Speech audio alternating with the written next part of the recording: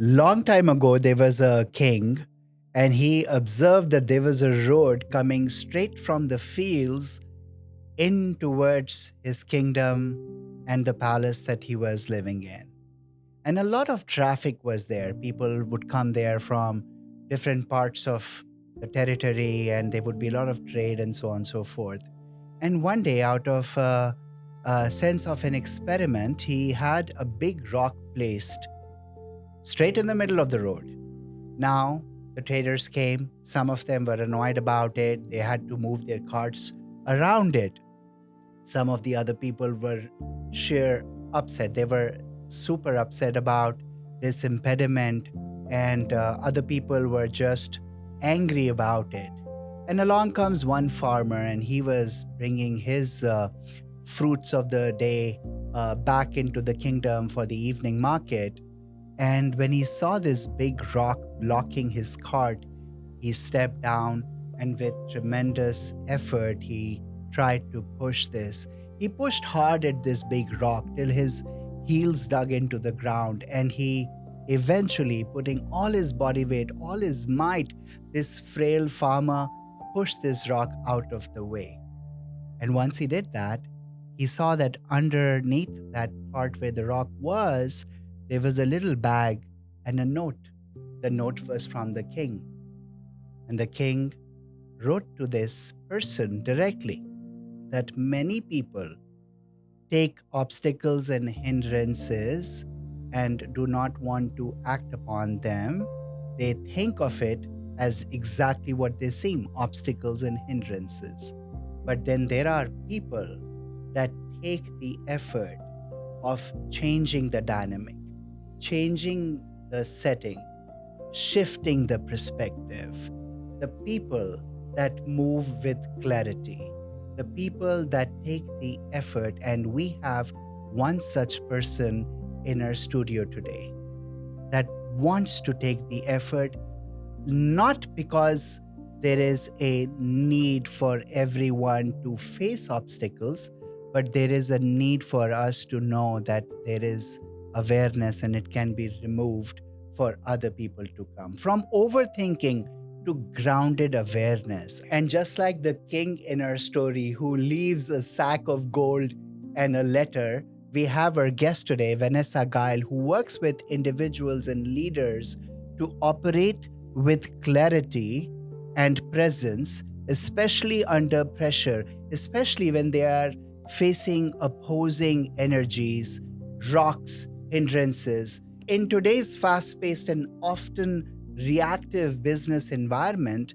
leaders are expected to make critical decisions, communicate effectively, and sustain performance in high-stakes situations. And of course, there are hindrances there. Most are trained in strategy, but not in how to regulate their internal state. This creates a lot of disturbances, and that's where Vanessa comes in.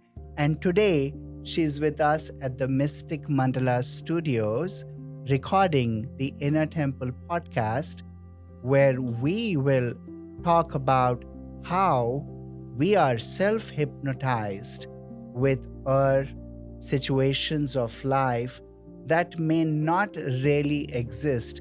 This becomes a hindrance. My belief system becomes a hindrance in my growth. It's not that the world is stopping us. It's my belief system.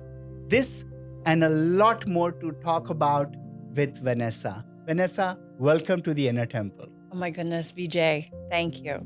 Thank you very much for having me. Thank you to you and your team that is here. I may it be of service to whomever may hear this, and it's just a pleasure to be here and to get to know this incredible place. Everyone should come and see this place. It has a fantastic energy to it, and the classes that you provide and all that you do in our community and abroad, you and your team. So thank you for your work as well. It's just an honor to be here today. Thank you so much. Tell me, Vanessa, a little bit about you, about how your life story evolved. Let's see. So I am half American, half Norwegian. And I don't have both passports, please know. But my mother was from Oslo and my father was American. I have half my family's there. I miss them. I love them very much. And so my parents divorced when I was 1, and it was due to a car accident. A drunk driver had hit them dead on. And they were young, they were in love, they met when they were 18 in Paris. I mean, like the quintessential love story. My mom and dad loved each other, right? And anyway, had been married for several years, and there was a horrific car accident that happened. And please know, I'm only telling you the type of the car because of the conversation. It was that E-type Jag long nose. And when this drunk driver hit them, the nose impaled inwardly, breaking my dad's back in 3 places. And my mother had a compound fracture in her thigh. The bone went through. My dad, with a broken back, was able to pop the doors because the doors went in like this. He got up, walked around the car, got my mother out. He fell to the ground, and I have an older sister. She was actually in the back part of the coupe area, and then he fell to the ground. Consequently, they got to the hospital. My dad came to, and he heard that they were about to give my mother the wrong kind of blood. He, being a physician, tried to kill her, and it went from there. He saved her life, and consequently, years later, they both said to me that the divorce that they did when I was 1 was completely due to the post-traumatic stress disorder from that car accident. And in closing on this part, we'll bring in a little bit of humor. I love humor. Clearly, my parents loved each other, because after that car accident with my dad with a back broken in 3 different places and my mother with a compound fracture, she had an entire leg brace through her leg. She had to keep her leg still, by the way, whilst giving birth to me. Somehow she became pregnant with me. So you can imagine a man in a back brace and a woman in a full-on leg cast. I often joke around the fact that my parents clearly had each other's number and deep, deep love. And so I am born of love. There's no doubt about it. And broken bones. And could you imagine, 9 months, the spirit of a woman, of a Viking Norwegian woman, 9 months on crutches, carrying a child, Incredible. And this is from where I come from.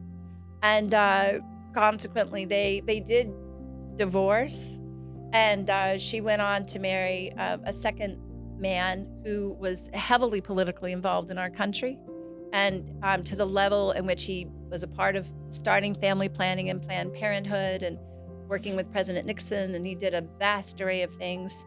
He was a volatile man in our home, a volatile man, to the level in which he helped this country is also to the level in which he was not kind to my mother or to myself, for that matter.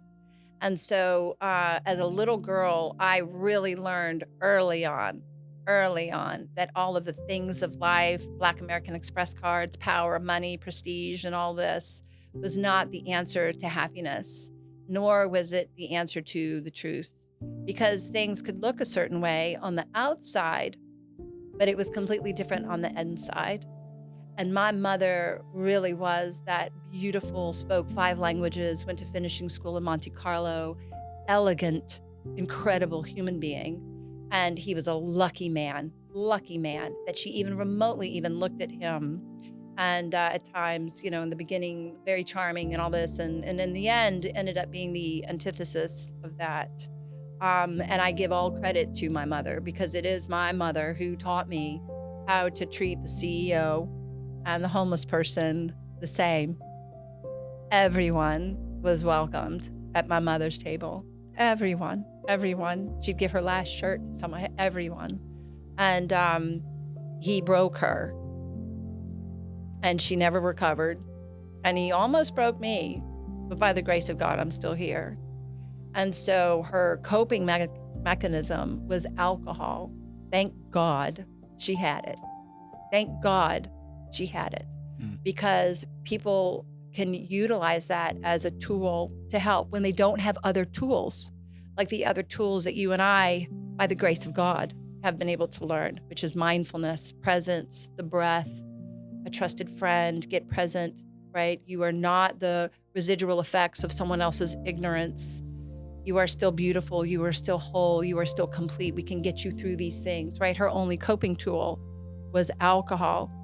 And I want to make it very clear that I am the granddaughter of Sir Victor Borg. Sir Victor Borg was knighted in Europe for building hospitals for addicts and alcoholics. My grandmother was Lady Shari. Please know that was my fourth grandmother. My grandfather was a interesting person.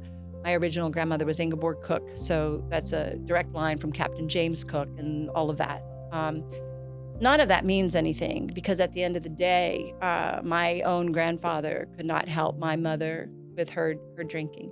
Unfortunately, it took over her life. And yet I'm still so grateful that she had it, because maybe if she hadn't had it, maybe she wouldn't have been able to have survived the violence of this man, you know?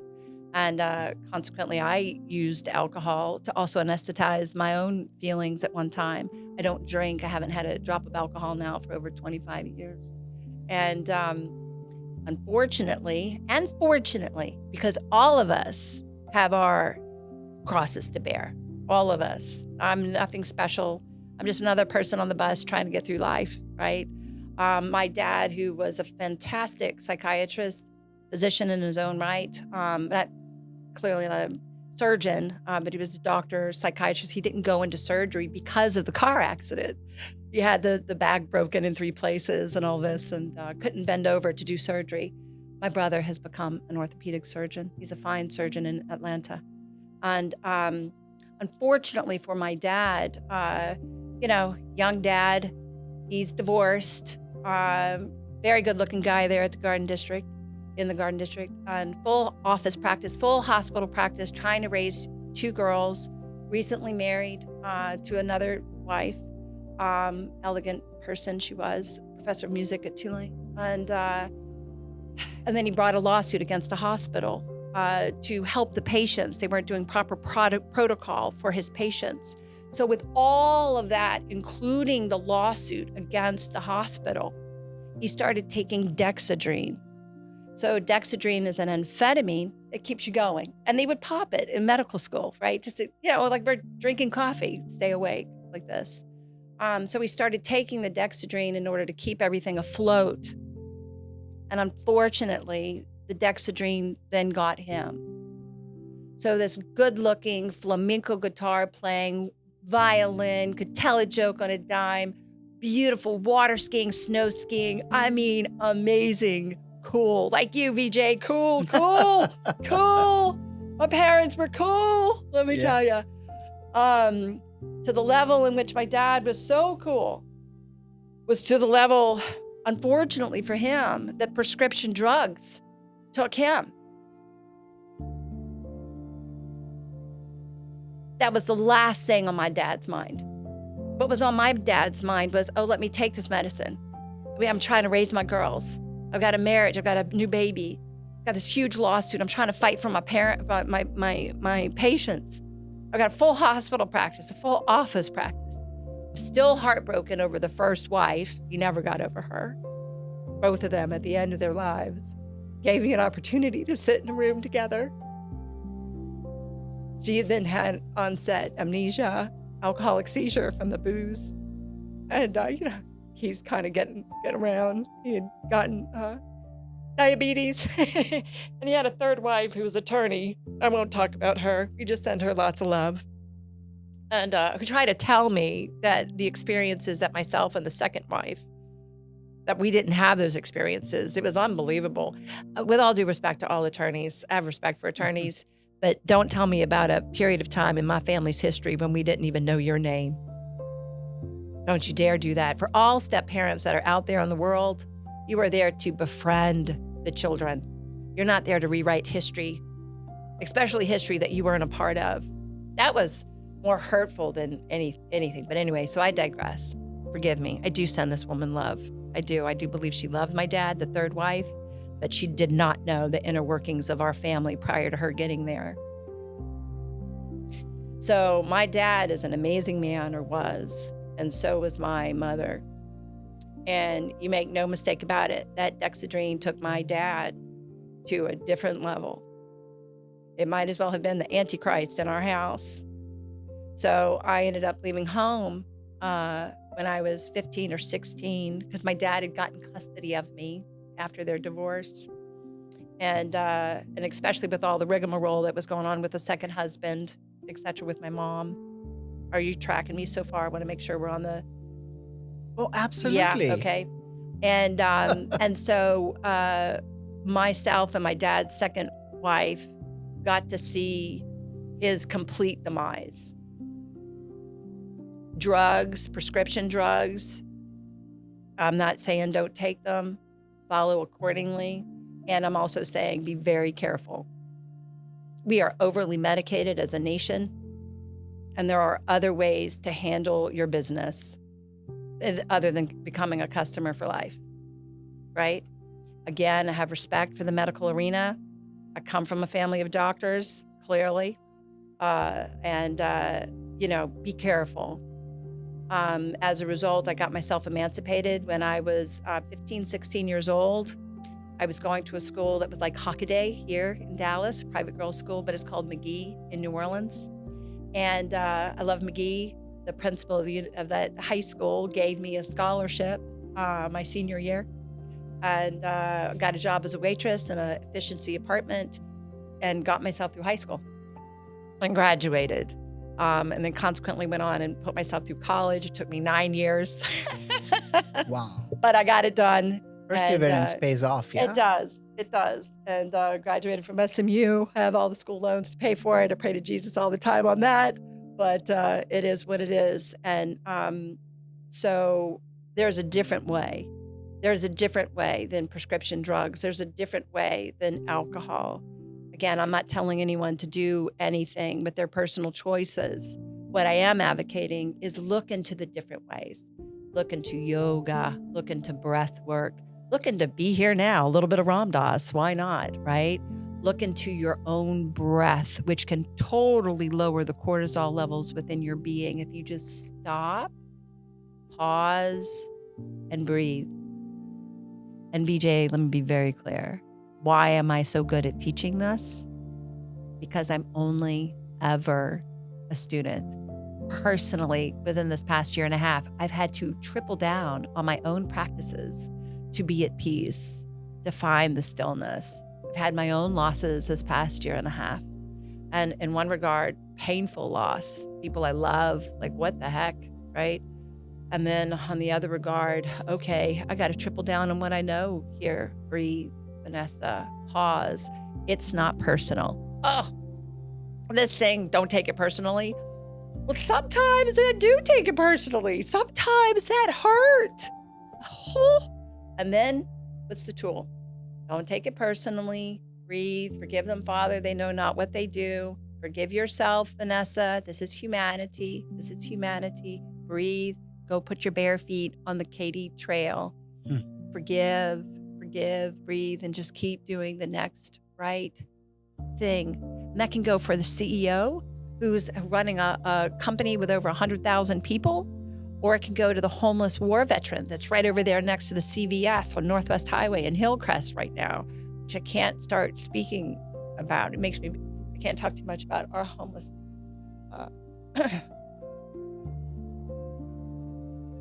Pardon me, our homeless war veteran. You know, whatever it takes, if you're going to have my back at war, well, we should have their back when they come home. You know, we should all have each other's back. I think everyone's a soldier. Again, whether a mother or a father, a child, a teenager, all of us, the fact that people can even just get up out of bed sometimes. That's a work of a warrior. To go and get done what needs to be for the children. It's like the Oriah Mountain Dreamer, the poem, The Invitation. Stand in the fire with me. Don't leave. These are not the words of it exactly, but if ever you want a poem, go read The Invitation by Oriah Mountain Dreamer. Or Rumi, The Guest House. Life will clear you out of everything. Shame, the malice, all of it. Invite them all. Greet them at the door, laughing. Or it's been given to you, something of beyond. It might be clearing you out for some new delight. Woo! But let me tell you something. That crucifixion, when life hits and you're slammed and you're leveled and you're before God and you're surrendering again, breathe, breath, let go, let God do the next right thing, and just be right here, right now, because the mind will take over. The worry, the fear, worrying is praying for the very thing you don't want. Fear, false evidence appearing real. The breath, the sword, to get one back to presence, to get one back to presence. So again, if you are the CEO and you've got a line of people outside your front door and your phone is blowing up and all the text messages, let's say your wife's upset. You all just had a big fight. I don't care if you're running a multi-billion-dollar corporation. Husbands they get jacked up with their wives being upset. Why is that? Men are beautiful. Men only want their wives to be happy, really, right? And women only want to love their men. What's happening with our relationships? And that's however your relationship is. I'm just speaking in terms of heterosexual relation, just a term of context, okay? Love is love. People want to love each other. They want to get along. But when the egoic mind comes in, ego edging God out, then you don't see your partner anymore. You're seeing the person through the veil of the egoic mind rather than the love that you have in your heart. So the breath brings us back to the love in the heart. And it was the breath as a little girl that helped me through those times of violence with my stepdad and my mom, or the loss of my own father, who would fight and yell and scream with us all the time. Oh my God. Breathe, Vanessa, breathe. And the terror that we would feel, because where's my dad? Where did he go? Inevitably, that clearly the second marriage ended. She had enough courage to finally leave and took my little brother, and she's an amazing human being. We lived through hell together. God bless the third wife for coming in a little later and taking care of the casualties of war, of what the drug addiction did to my dad. I'll give her credit. I do believe she loved my dad, but she didn't live through the war that we lived through that got my dad to that place of having dialysis 3 times a week and things of that nature. At the end of his life, he apologized and things of this nature, and he missed 20 years of my life. I get 30 years of my life. How do you get that back? So, however, a father's apology, father's apology, and a father and a mother in their elderly years, and the father going with you to the mother's elderly home care, and the both of them sitting there together, crying. You can't buy that. You can't. How beautiful of you to share this story of your life and mostly of your family to the point where you started your self-discovery. You found God, you found breath. Now, I have a couple of questions here. Of course. For one who doesn't believe in higher consciousness, who doesn't believe in God, how does life unfold? I know that in what you just spoke, you mentioned that in God you trust, and that is a personal belief. When you take it to the corporate world, I think you mentioned that it's not deemed necessary. Then what is? So that's question 1. And question 2 is the romanticism of breath that you just brought forward. How did it start?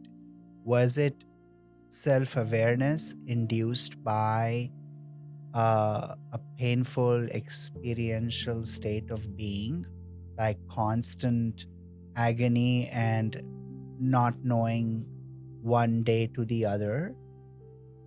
Or was it through a guide? Was it, I guess I'm trying to find out A, about God, and B, about what is the trigger that prompts a person to find breath.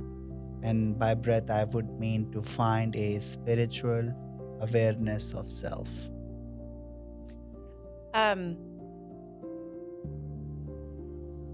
I'd have to say I give all credit to what I consider to be God.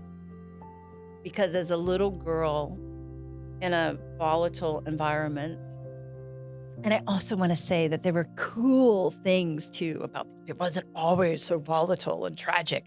Before all the drugs and alcohol, these were some badass people. I mean, you would want my mom and dad on your team. My mother was best dressed in New Orleans and could throw a party like nobody's business, and everyone was welcomed, right?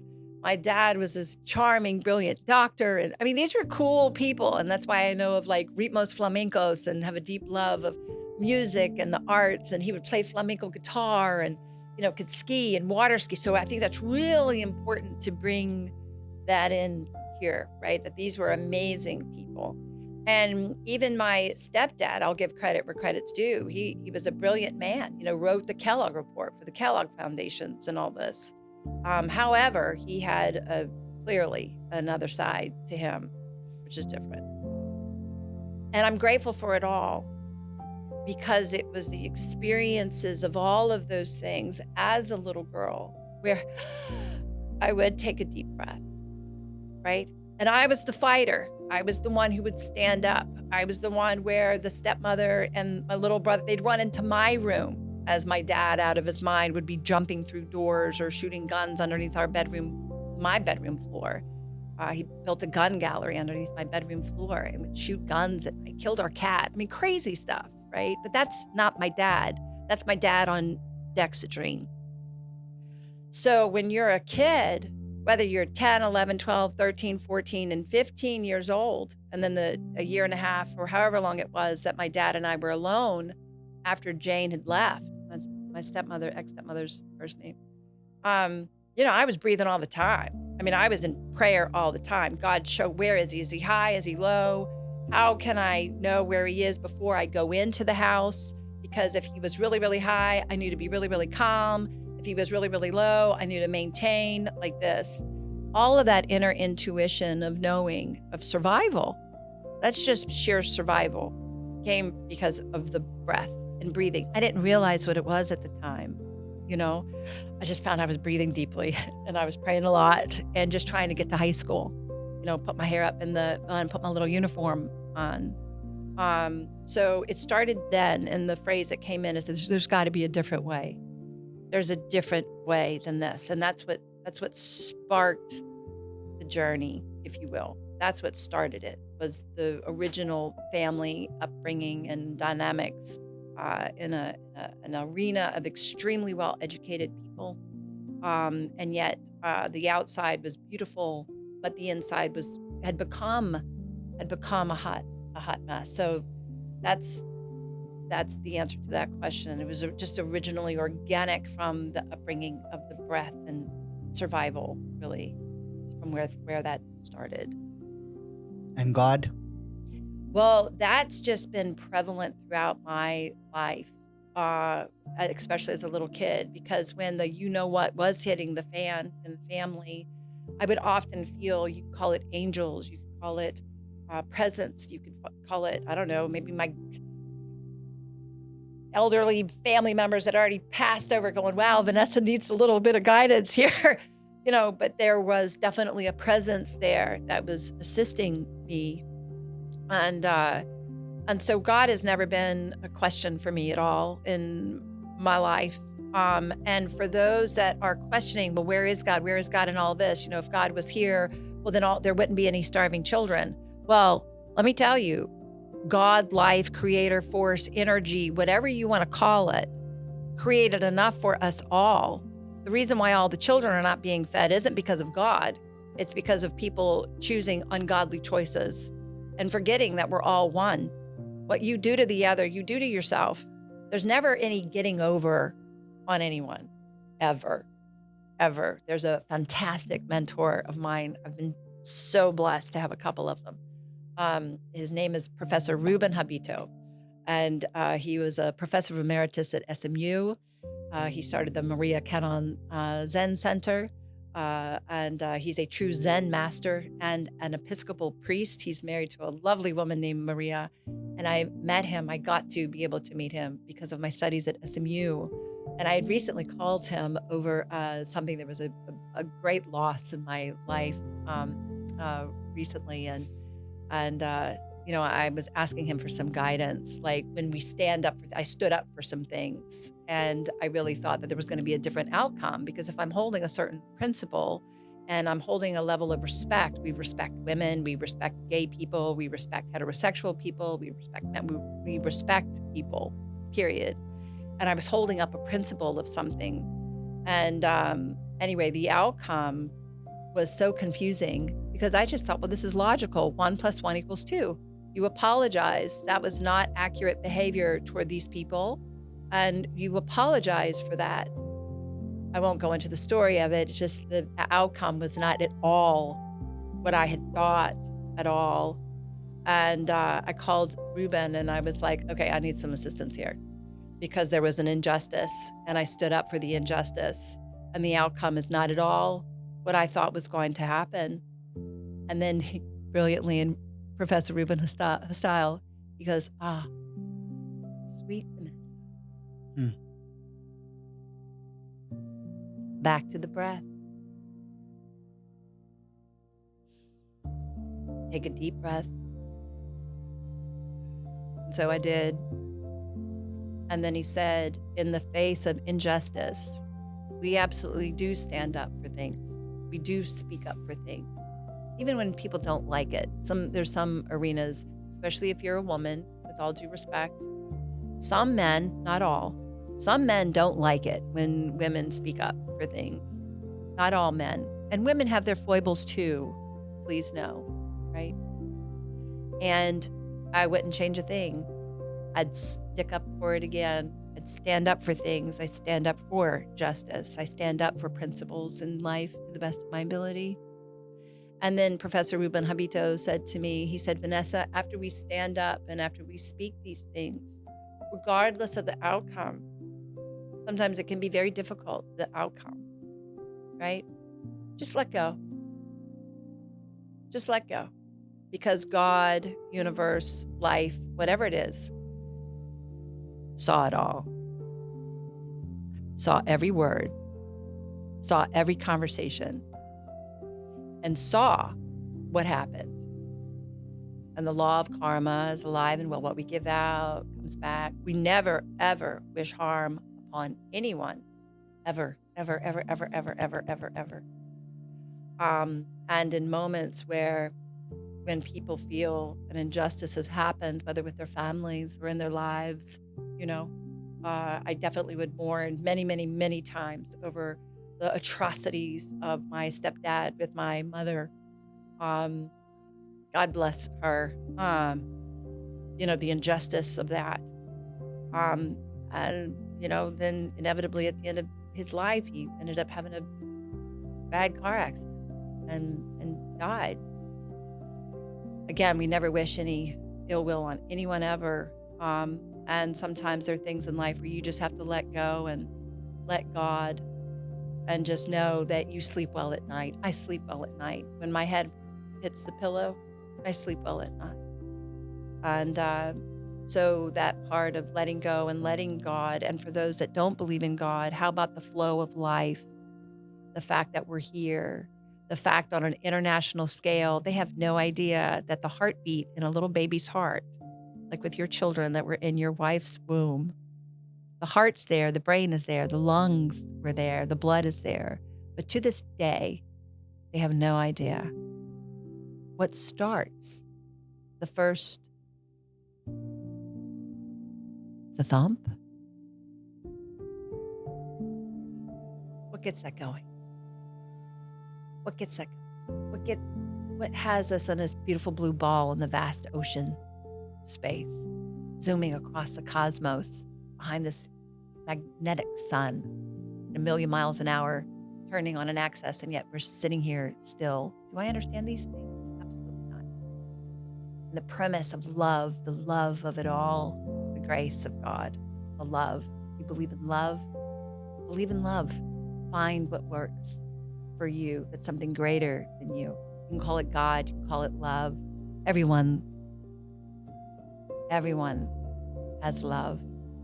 How do we get back to the love and out of the egoic mind, the edging God out or edging guidance out, and seeing each other for the humanity that we have rather than I'm right, you're wrong, that's it. Now you're out. I know of a group of people where they threw this woman out of something. Good Lord.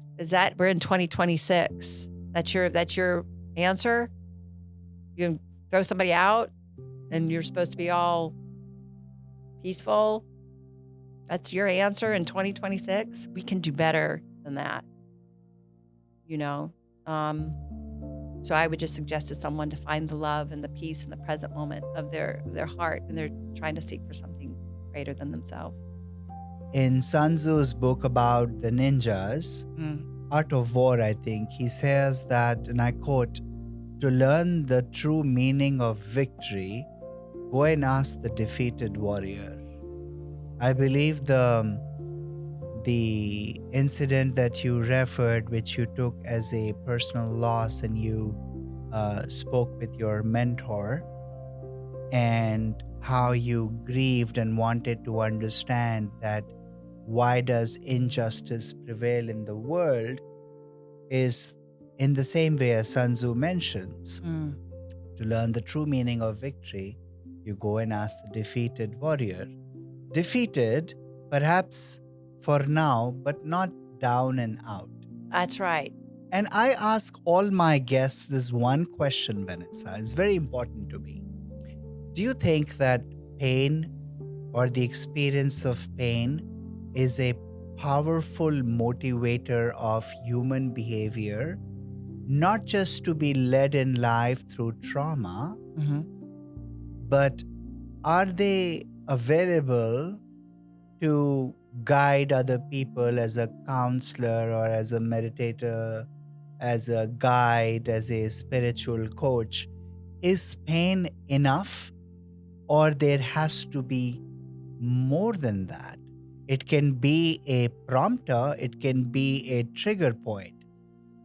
And I meet a lot of people that just utilize, because sometimes I do feel that it's rather an unregulated business area where people are able to get past and become guides and coaches and offer 21 days of this and that and 10 days of coaching and so on. And they take upon themselves to become life coaches.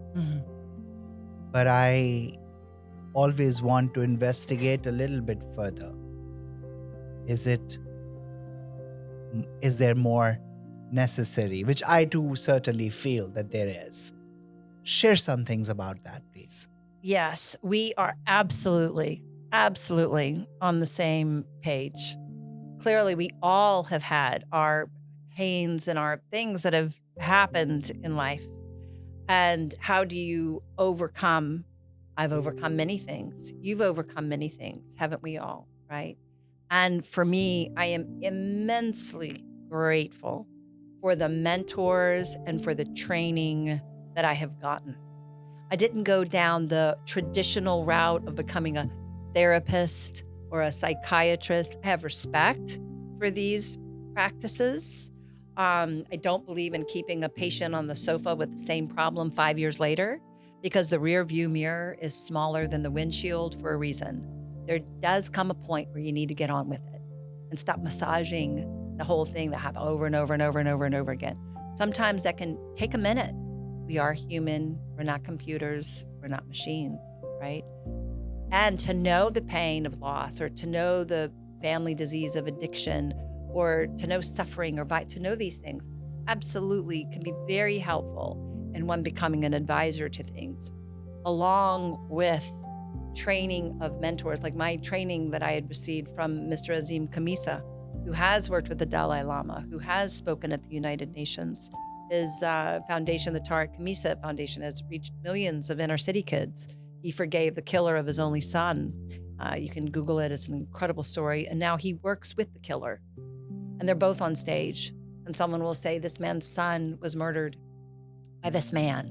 It's a long story. When the man murdered Azim's son, he was 14. He was in a gang member. He was a gang member, and Azim's son was delivering a pizza. It was an initiation. So I believe in learning from people that are doing the work, that are really on the field. If ever you want to know about forgiveness, go talk to Mr. Azim Khamisa. or a mentor like Professor Ruben Habito, or I lived in a meditation center here, Brother G Singh, back in the day with the Dallas Meditation Center, Bobby and Cornell. I think they still are the spearheading all of that. But I was there before Bobby had gotten there, and Brother G Singh allowed me to be the very first resident within the Dallas Meditation Center. I wasn't supposed to be there because it was a business zone, and there were many people that were there. Chris Campbell, David Morcom. I mean, we had like a whole crew, and everybody's now morphed out. And but anyway, yes, pain and suffering is one thing. How can you learn from it? That's the most important thing. How can you learn from it? And then after, how can you learn from it? How can you go turn around and reach your hand out and help someone else get up out of the mire? Because by some grace, I was able to get these tools. By some grace, I was able to get to work and train with Azim Kamisa in inner city prisons in Australia and throughout the United States, and CEO offices in New York and La Jolla and all this, right? And or with the high schools, inner city kids, I got to train with him on that. I got to train in the Dallas Meditation Center on the Thich Nhat Hanh philosophy. I got to meet Professor Ruben Habito. Right? So by some grace, without that training and or even in recovery, the 12 steps, working those 12 steps, that's a Jungian-based philosophy, Socratic in nature, to know thyself. You can tell me whatever, you've got this degree and all that. Have you ever run through the 12 steps? Powerless. Restore me to sanity. What is your will, God? What is the inventory? Where are the resentments? Which doesn't have safe passage in my mind? What's my part? What's not my part? 6 and 7, character assets, character defects. 8 and 9, where do I owe amends? Let me go to the person and say, I was wrong for X, Y, and Z. What can I do to make it be right? Eyeball to eyeball. And or I was wrong, Vanessa, for doing this or doing that. Drinking and driving back in the day when I used to drink. Oh my God. Knock on wood that I'm still here. I make amends to you, Vanessa. What can I do to make it be right? Never do that again. There's spiritual communities that are out there that are talking about all this love and all that. But if you have love without accountability, you don't have squat. And when people will cover for people or say, oh, well, that's okay. They're not really following that principle, but we're going to let him go because he's our friend. No, it doesn't work like that. It's called accountability. Because if you allow someone to continue in this behavior manner and they continue to keep on causing harm, what do you do? You can't be talking about love and not hold people accountable to right action, right word, right deed. Even Jesus had a moment where he turned over the tables and said at the temple, don't you sell your wares here. What is a beautiful Jewish phrase, lashon hara, wrong speech, hurtful speech. Yeah, I had a situation where 2 individuals said something behind my back in a room I wasn't in. There was harmful things that had happened as a result of that, and the information was inaccurate. Inevitably, it got resolved and things of that nature, and the person that was told these things realized that it was a mistake and actually apologized to me, which I really appreciated, right? And these speeches are words, what we say, especially what we say about people behind their backs. Be very, very, very careful. And with our spiritual practices, we get to hold each other accountable for these things because we're all in life school here. We're all doing our best here, right? But the way that you bring true justice or bring true alignment is not by just getting rid of somebody who's speaking the truth. You incorporate that in and you sit down and you say, okay, what's occurring here? And to listen. That's why we have 2 ears and 1 mouth for a reason. We have 2 ears and 1 mouth for a reason, you know? So these spiritual practices are here not only for us to follow, but to embody and to become to the best of our ability. So paying along with guidance, paying along with proper training as well, and paying along with wanting to turn around and help others get out of pain is a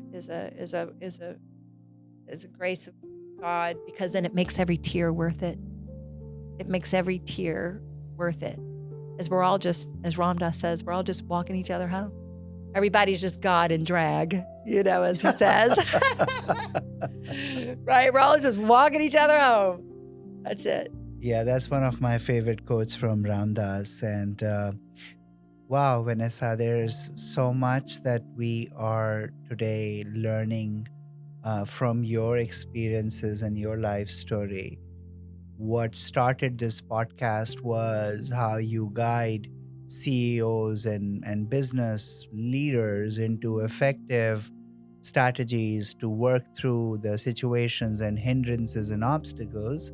And I guess that the conversation shifted more so on how we are the CEO of our lives and how we manage ourselves. Like you said that, okay, you've done crazy things that you aren't proud of, and the only promise that you can make to yourself, Vanessa, is don't do it again.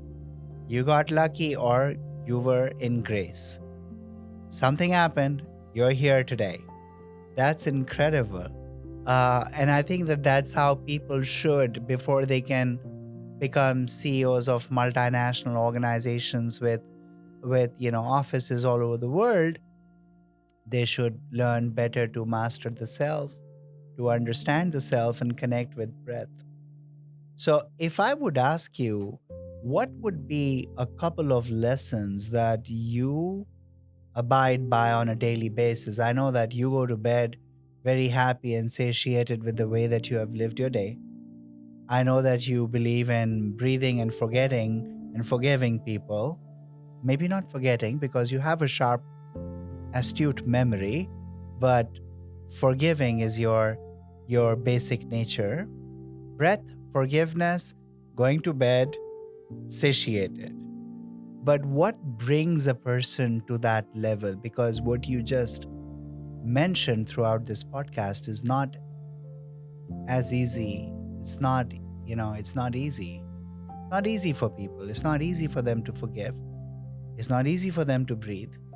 And it's not easy to go to bed while they doom scroll and while they go through their day and the processes that they experienced. Not easy. Give me a couple of things so that the audience, the viewers, can learn to imbibe those into their daily lives. What do you live by? 100%. What comes to mind is, I can mention his name now because he passed in August of 2025, which was Morton Meyerson. I had the honor and distinct privilege of working with him and teaching him elements of Zen, hence by the grace of God, and the total also honor of being able to, at one time, have been teaching at for the Dallas Symphony, for the employees at the Meyerson. This is before COVID, please know. And what Morton was interested in knowing, actually, if I may, because there are CEOs that are out there going and they're building and they're doing all this stuff, and they're not bad or wrong people, right? They may have their own survival tools. Maybe their dad beat the crap out of them, right? And they're just trying to survive because they came from poverty, and they're trying to make it because they've been taught that the Lamborghini and the 10 houses and the 10 women and all this is going to make you happy. Like, they come by it honestly, right? Like, look at our society today, right? So they're thinking, okay, when I get there, then I'll be happy. When I get there, then I'll be happy. And so we've all been taught this bill of goods. When I get there, then I'm going to find my happiness. No, actually, when you get right here, right now, this is the happiness. And I'm not talking like happiness like Pollyanna. Oh, I'm so happy. Look at me. I'm peaceful and I'm spiritual and I'm doing my yoga class and I got it going on and I know all these principles and Patanjali and look at me. I'm so sorry. That's just not been my experience. I mean, life has been difficult at times, and it's also been really beautiful in between, right? So with Mort, he just wanted to know, because his son had died, David had died from a drug overdose. This is public knowledge. You can Google this, so I can speak freely of this. But I've never mentioned the sessions and things like that with Morton through the years because it's private, right? I don't have a quote from him, and I found out he had cancer. What am I going to do? Oh, Mort, can I get a quote from you? I'm not about to. My God, and then he died. He was just such a beautiful beautiful human being. And for anyone here in Dallas, Texas, go to the symphony, just on a side note. Beautiful. The musicians there, they so care about the music, and the people there, the employees there, they really just want to provide a good service for people to have a break from life. What a better way than to go hear a beautiful symphony? They were just incredible people. Anyway, I got that position because of Mort. I'm no longer there. With COVID, they had to downsize everything. But he wanted to know, what was his son studying in Zen? What was it? That peace, that breath. Because he too had been taught about power and money, things of this nature. And yet his son died. Just so people know, when you're on the Katy Trail and those beautiful little sound towers are there by Toulouse, the French restaurant. They had built those for his son, David. So every time you walk there and the ding, ding, ding, ding, ding, ding, these things sound off the spirit, if you will, David in his honor, his son. So how do you find that peace? It is difficult. The wave of the mind. Past, the future, the regret, the anger, the frustration, our humanity. The mind loves that. It's like a parasite. It feeds on you with that. And how does it feed? From my attention. We're not taught that. My attention? What do you mean, my attention? It's there with more. Yeah, your attention. You're right here, right now. What are you talking about right here, right now? Literally, right here, right now. Just this.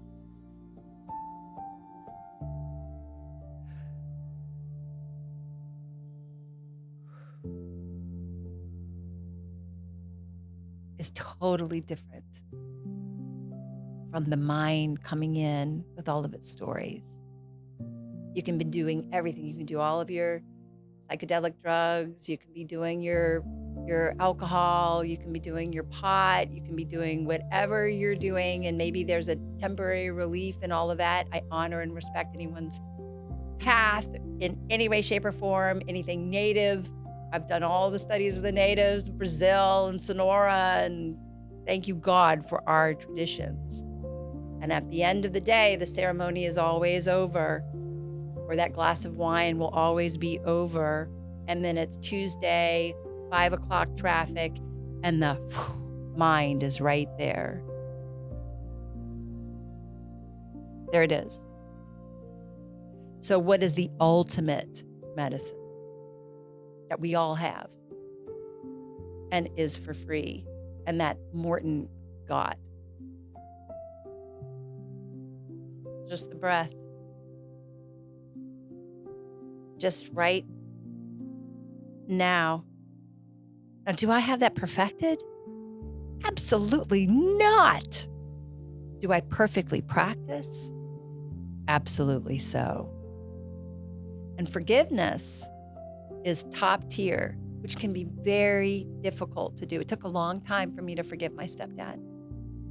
But I can speak about him in a training way.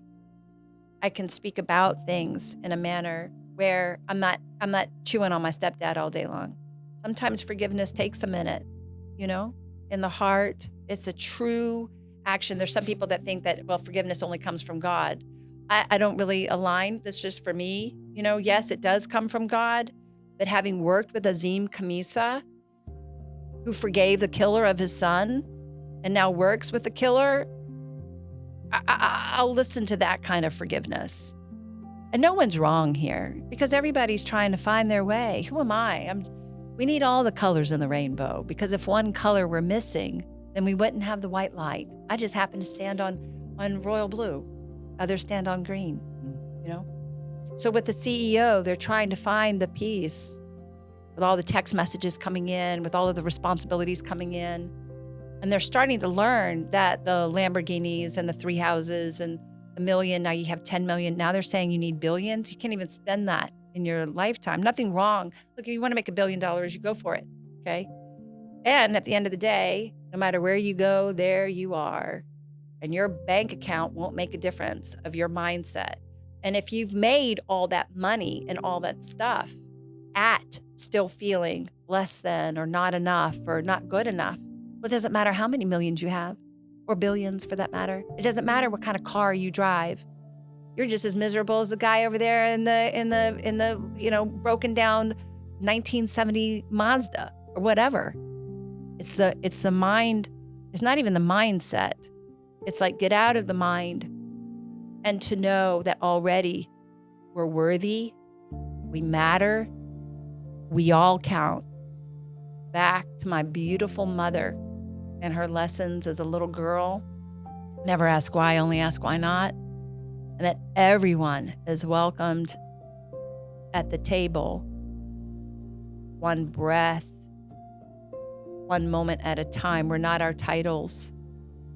Even with the CEO that does have the responsibilities that he has, all anyone can do, or even the young girl or boy working at McDonald's, respect anybody with a job or doing their best with whatever it might be.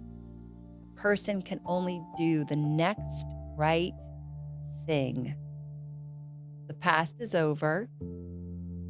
Not easy because the mind always wants to pull up the past. The future has not gotten here. Not easy because we worry about the future. What's going to happen in the world of this, AI, blah, blah, blah, da, da, da, da. The only reality is that I get to sit here with you in this moment. This could be it. I could leave from here today, VJ, and be dead. I don't know. This is it. Every decision of your entire life, every decision of my entire life has led me right here to this moment that I get to have scars on my body, mistakes that I've made, deep loves that I've had. Oh my gosh, 9 years trying to get myself through a 4-year degree. The privilege of getting able to work with Morton Meyersons of the world, or how about just our homeless war veterans on the street with the guy over there at the CVS on Northwest Highway in Hillcrest. I can look at him and say, I'm here. You matter, soldier. You are worthy. And I'm so sorry that man in the Ferrari over there didn't even just stop to give you $5. I don't have a whole bunch of money, but I'm going to give you what I can. Do you need some water? That you cannot buy. And that's what Morton Meyerson wanted to learn. Because the art of music, the love of music, peace. He's such a good man. How do we bring peace? Musicians, oh my God, I bow. You're giving your soul there. People don't realize for a musician to play their music or to sing or to be or to write, the most courageous. My God, you're giving your soul. You know what it takes to get up on a stage? You know how much fear happens for a person? Or even for a CEO running a company, the responsibility. CEO I currently work for. Oh, I love him. Such a good person. Cares about his employees. Wants them to know peace while, some of the directors are pulling 90-hour weeks. I mean, how can they have peace? So we're speaking about peace and go back to the breath. I hear sometimes I'll get text messages, Vanessa, like breathe, you'll get through it. You'll get through it. It's okay.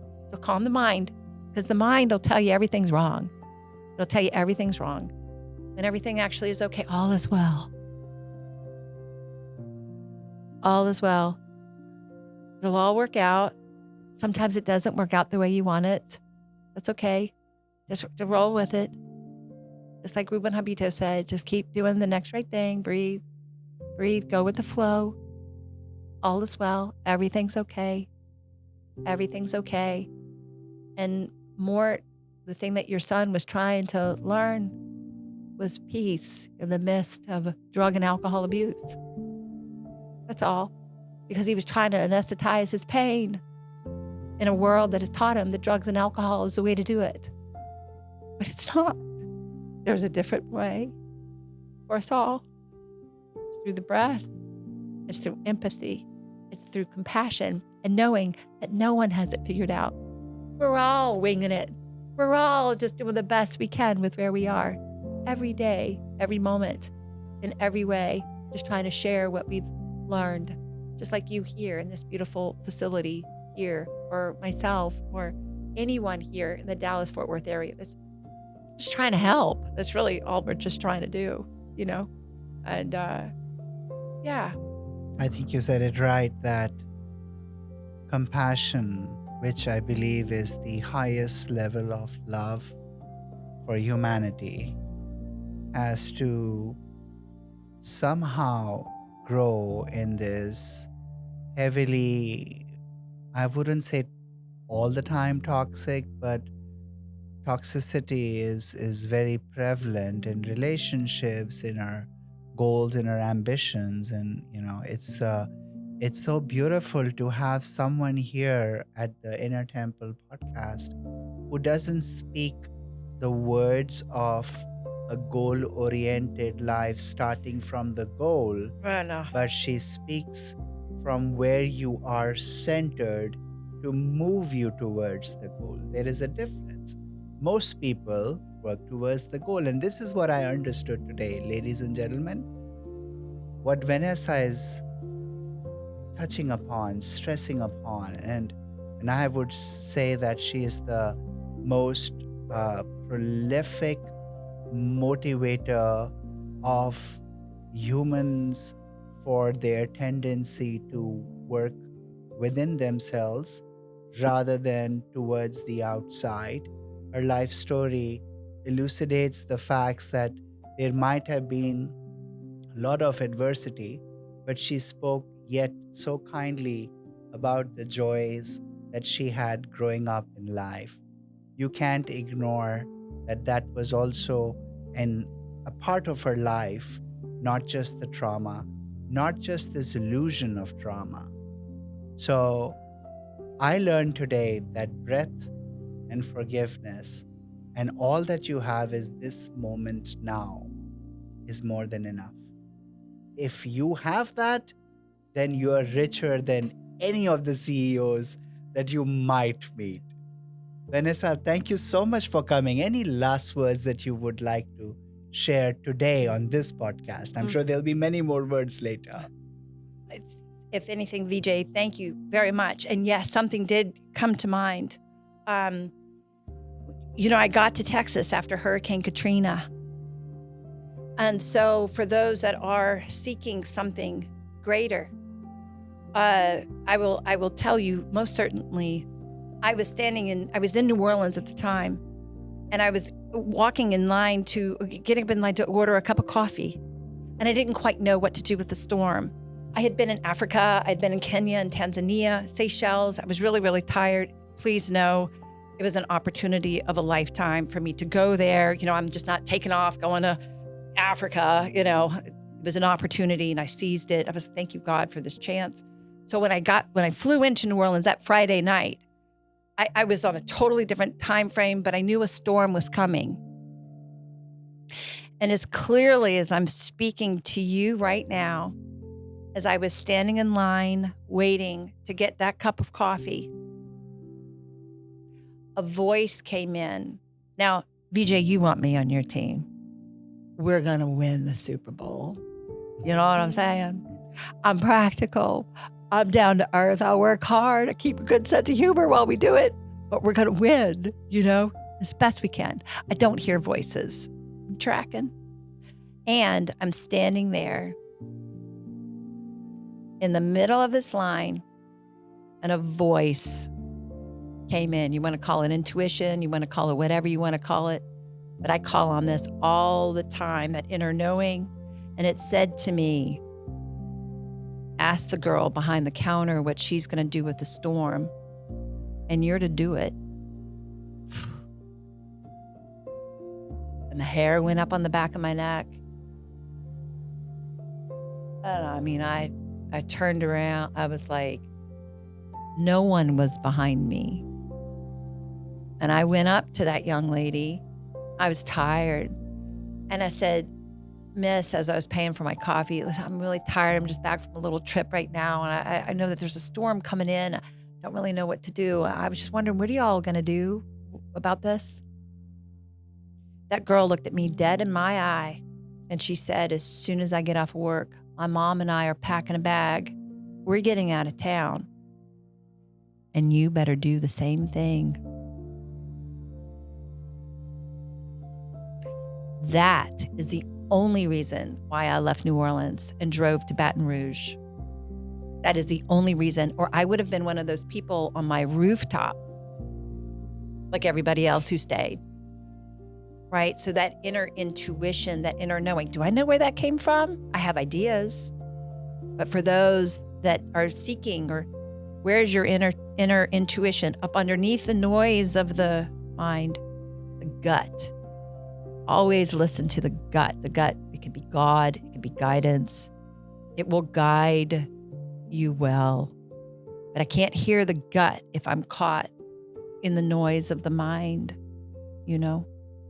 So that did just come to me for those that are seeking answers or try to get quiet, try to get still so you can hear the gut, because it was my gut that triggered out, and then I was able to hear this and go ask the girl and then go to Baton Rouge. Now, mind you, I lost everything in the storm. It was all gone. Impermanence is real. All of it's on loan. Don't take any of the stuff seriously. Then you rebuild. By the grace of God, I was able to come to Texas. Texas has been very good to me. I love this state, and rebuild my life, here. And anyway, we all have our Hurricane Katrinas, VJ. It's what we choose to do with it that makes the difference, So yes, breath, forgiveness, God, whatever that might be for a person. For me, I have my own relation with that. And also listening to that gut. To be gentle on ourselves. Life is difficult and it's beautiful. And to be very gentle on ourselves, as we truly are all just walking each other home. Beautiful. Thank you so much, Vanessa, for such a open-hearted conversation.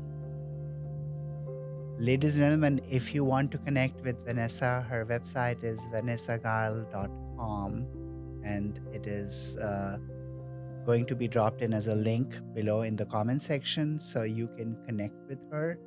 And there is no right or wrong way. There is no speed or efficiency required here. In the words of Alan Watts, he said that a good musician is not the one that finishes the song quickly, or a good dancer is not the person who dances towards the end and does all the steps very quickly.